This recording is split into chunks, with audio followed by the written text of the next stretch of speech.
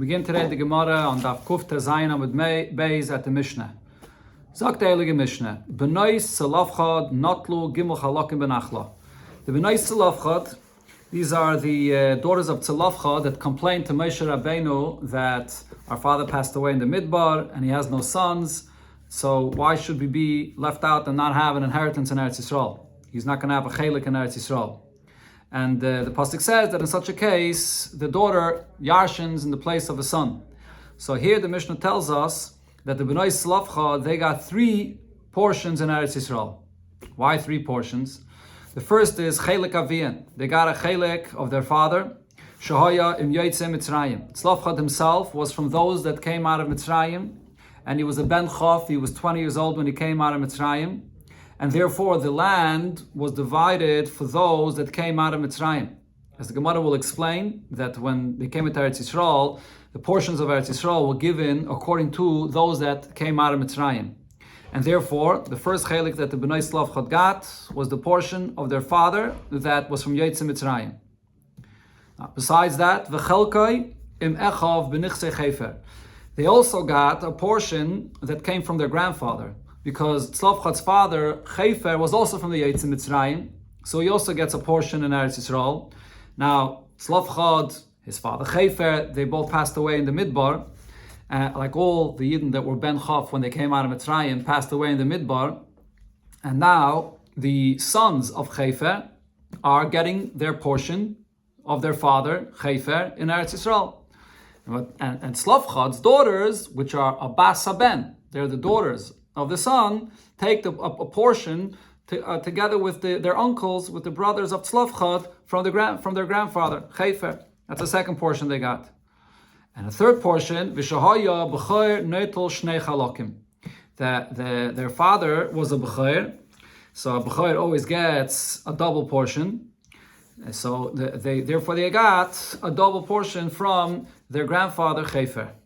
Now the Rashbam over here has an arichis about this point, about Tzalafchad being a b'choir, and all this is going to be learned out and explained in the Gemara, the source from the Psukim, for what it says here in the Mishnah. But regarding this detail of the b'choir, the Rashbam says, usually we know that there's a rule regarding a b'choir taking pishnayim, getting a double portion, that he only gets double if it's, muhsik, if the father, when he passed away, already had this in his possession.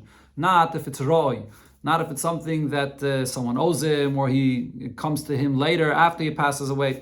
In this case, Tzalafchad did not yet have the inheritance in Eretz Yisrael. He died before he came to Eretz Yisrael. So how does, or even Chefer, that is, his father did not have his portion before he came into Eretz Yisrael. So how is Tzalafchad getting a double portion if it's not yet a b'choira, if it's not muhsik, it's only roy? He would get it later, and after he passes away. So there's no din b'choira for this.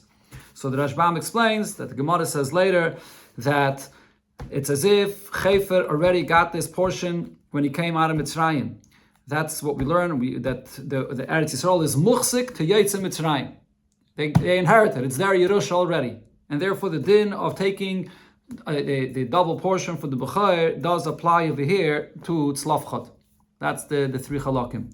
Rashbam also points out that based on the Gemara later, there was actually a 4th chelik that the daughters of Tzalafchad got, but the Mishnah doesn't bring it here, because the Mishnah is bringing these 3 chalakim that they got in the Nachla, because there's a chiddush in each one of them. There's the chiddush of the first case, that the Chalukah of Eretz Yisrael was for Yotzei Mitzrayim, as we'll see soon in the Gemara, more details, the explanation for this. And then the second chiddush is that the daughters of Tzalafchad get a chelik of the Yerusha from their grandfather Chefer, together with their uncles, because of them being the Abbas Ben, the halacha that Abbas Ben, the daughter that takes the place of the father, to get together with the brothers. And then the third chiddush regarding b'choir, that the Yotzei Mitzrayim, it's considered to be muhsik, and therefore the halacha of b'choir does apply here. Those are the 3 chiddushim of this Mishnah. Okay, now let's see the halacha, regarding the first concept of the Mishnah, that the Nachla of Eretz Yisrael was divided for Yotzei Mitzrayim. So the Gemara here brings Tanan, Keman Da'ama, Yotzei Mitzrayim, not in the Schal Ka'aretz. We learned in our Mishnah that Eretz Yisrael was divided according to the calculation of those that came out of Mitzrayim. The Tanya, we learned in the Braisa, Rabbi Yoshia says, the land was divided for those that came out of Mitzrayim. Shenema, the pasuk says, that you go by the matis avaisam. For them, they're the ones that inherit the land. This is a pasuk by the Chaluk of Eretz Yisrael, which says, Ach begoydel yechalak es haaretz, v'hu l'shmois matis avaisam yechalak. Now, what does this mean? So the Rashbam explains here and in the Mishnah that if you would divide it by the ones that are coming into Eretz Yisrael, so for example, if there was Reuven and Shimon, Reuven had one son, that Reuven himself passed away, he was from Yetz Mitzrayim, but he has one son that's coming into Eretz Yisrael. Shimon has 10 sons that are coming into Eretz Yisrael, so if you would divide it for the ones that are coming into Eretz Yisrael, so then that would mean that you're dividing it into 10 different portions. 10 for the children, or 11 rather. 10 for the children of Shimon, and 1 for the son of Reuven. But that's not the way it was divided. You're not giving the portions for those that are coming into Eretz Yisrael. Eretz Yisrael is muchzik and is divided for those that came out of Mitzrayim. And therefore, there's 1 chelik for Reuven and 1 chelik for Shimon. And now the children are going to yarshin that 1 chelik from Reuven and Shimon. One for Reuven, for the 1 son he has, and the 1 chelik of Shimon for all 10 sons he has. That's what it means that it was divided for the Yetz Mitzrayim. And it's learned from this pasuk because it was divided. They divided according to who was alive and was 20 years old at the time when they came out of Mitzrayim. Now there's another pasuk that seems to say differently. Elo, now according to this, the Braisa continues according to Rabbi Yoshia Mani Mekayim. What do I do now with what the pasuk says later, or actually before there? The pasuk says, you should divide the land for these people here that are alive now going into Eretz Yisrael. So it's mashma that they did divide according to the number of people that are alive now. So the Gemara answers what this means is, la'ela means you have to read it ka'ela, like the ones that are alive now. What this means is la'itzi esatfelim, that the children that are below the age of 20 that do not get a portion of Eretz Yisrael. It's being divided for those that are the age of 20. That's the taich of the la'ela over here. But the nachla was only for those that came out of Mitzrayim, as I explained. Another opinion, now this opinion of Rabbi Yoshia is, or like the opinion that says of Yetz Mitzrayim, which is Rabbi Yoshia, and the Gemara will soon bring another opinion which also follows this opinion of Yetz Mitzrayim, is our Mishnah. As it says here that the Bnei Tzlafchad got the chelik of their father Tzlafchad. Rabbi Yonasan says, sorry, L'boy ha'aretz neschalka ha'aretz. Eretz Yisrael was divided for those that were alive when they came into Eretz Yisrael. Shanem, as the pasuk says, la'ela techalka ha'aretz benachla. For these that are now here, for them you divide the land as for an inheritance. So it says in the pasuk la'ela for these. According to Rabbi Yonasan, elamani mekayim l'shmois matas avesa yenchalu. What do we do with this? That the pasuk says that you're dividing it by the matas avaisam for the fathers, meaning for the ones that came out of Mitzrayim. So Rabbi Yonasan explains as follows: Mishune nachla zu mikol nachla shabaylam. This inheritance is different than all other times that you inherit in the world. Shekol nachla shabaylam. Usually, when you inherit, how does it work? Chayin, Yosh, and Mason. People that are alive are the ones that inherit their father that passed away. V'kan, in this case, Mason, Yosh, and Chayin. Over here, the ones that are not alive are inheriting from those that are alive. What does this mean? So the Rashbam explains, Rashi brings this in also, ala Teire, in the Chumash over there, in Parshas Pinchas, that what happened over here is, according to Rabbi Yonasan, because it says, La'ela techalaka ha'aretz, so to take the example I mentioned before, you have one son that has Reuven and Shimon. Reuven has one son, and Shimon has 10 sons. So you have 11 children there, you're dividing Eretz Yisrael into 11 different portions for the 11 children. But then, what you do is you take these 11 portions that's divided for them, that's originally how it's divided, and then it goes back to their father, Reuven and Shimon. And when it goes back to Reuven and Shimon, so it's divided between them equally. Reuven gets half and Shimon gets half. You take all those 11 portions and now you redivide it between Reuven and Shimon, the two brothers, equally, which means that now 5.5 halakim of this 11 portions is going to go to the son of Reuven, and 5.5 halakim is going to go to the 10 children of Shimon. That's the way the chalukah goes. So it starts by the Chayim, the ones that are alive. So you actually begin with 11 portions. Then it goes back to the father, Mesim, Yershim, Esachayim. And then you divide it between them equally, 5.5 and 5.5. Rosh Bamia brings the Tosefta that gives a specific example, a little bit different than what I said regarding Yud L'Sachin, which are Kurin. Okay, Rosh Bamia gives a specific example for, but this is the concept. Okay, now the Gemara brings a mashal for this. Amar Rabbi, Em Shulacha Mashal Luma David Doime. I'll give you a mashal, what this would be compared to. L'shnei Achim Kayanim, two brothers that are Kayanim, Shahayu Be'ir Achas, they're in one city. Le'echad Yeshloi Ben, one has one son, Ben Echad, that is one son. Ve'echad Yeshloi Shnei Banim, and the other one has two sons. V'halchu l'gayren, and they both are going to the gayren, they're going to the threshing place where you have the grain to collect truma. Okay, so now these are two kainim that made an agreement between each other that whatever their children will bring for truma, they're going to split between them equally.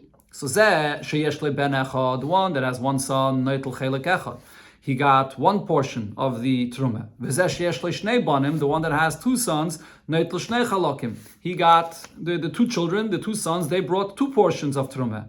And then they bring it back to their fathers that made the deal between each other to then divide whatever the children bring equally. And then they divided equally between the three chalakim, and now divided 1.5 and 1.5 between the children because of this agreement. Similar happened over here. That, as I mentioned, it begins with the chalukah of those that enter into Eretz Yisrael, and then it goes back to the fathers that came out of Mitzrayim, and then you divide it between the children equally. That's how Rabbi Yonason reconciles the two psukim, the contradiction of the two psukim. Okay, this mashal is interesting. I'm not exactly sure what this mashal adds in the understanding of this din. In the case of this mashal, it's just an agreement, and that's why it's divided equally between them. But in our case, it's a gzeres hakasuf, that it says la'ela, and then it says l'shmeis mates aveisam. So we know that this is the way it has to be done because of this gzeres hakasuf. The Pashtus, the Gemara is bringing this mashal just to illustrate exactly how this is done. Okay, a third opinion. Rav Shimon ben Elazar says, what do we do with these two psukim? Was it divided by the ones that are entering into Eretz Yisrael now, or for those that came out of Mitzrayim? So Rav Shimon ben Elazar says, Le'elu u'le'elu nischalka ha'oretz. It was divided for both, for the ones that came out of Mitzrayim and for the ones that came into Eretz Yisrael. So he doesn't hold of this concept of Rabbi Yeshi that says that it was divided only for those that came out of Mitzrayim. And he doesn't hold like Rabbi Yonason that it was divided, the chazra, that it goes back, that it starts with those that come into Eretz Yisrael, then it goes back to their fathers. It says no, if it says two psukim, then we know that when you divide the portions of Eretz Yisrael, you give a portion for those that came into Eretz Yisrael now, and a portion for those that came out of Mitzrayim, and they were 20 years old then. Now, so the Braisa spells this out. How does this work? To fulfill what it says in both of these psukim. Ha keitzad. How does this work? Ha yom yotzei Mitzrayim.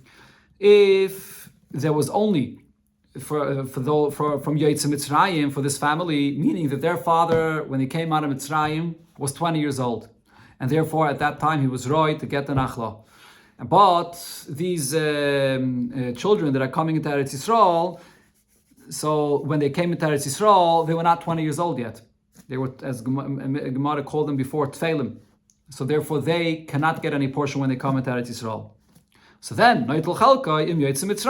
so then you get a portion from the father. The father already passed away in the Midbar. All those that came out of Mitzrayim and they were age 20 in the Midbar, they passed away already. So the ones that come into Eretz Yisrael, they will only get a portion based on their father that came out of Mitzrayim. On the other hand, if the case is the opposite, if this individual, he is coming now into Eretz Yisrael and he is 20 years old and therefore he could get a nachla in Eretz Yisrael, but his father, when he came out of Mitzrayim, either his father passed away in Mitzrayim, or his father was not 20 years old when he came out of Mitzrayim. So then, the only one that's right to get the nachla here in this case is Noitel Chalkayim Ba'yaretz. So then he gets a portion together with those that came into Eretz Yisrael and are age 20 when they come into Eretz Yisrael. And then Mikan, if both the father was 20 years old when he came out of Mitzrayim and he was Hiroi to Yarshin, and this person himself is coming into Eretz Yisrael, now he's also 20 years old and he could Yarshin, so then Noitel Chalka Mikan.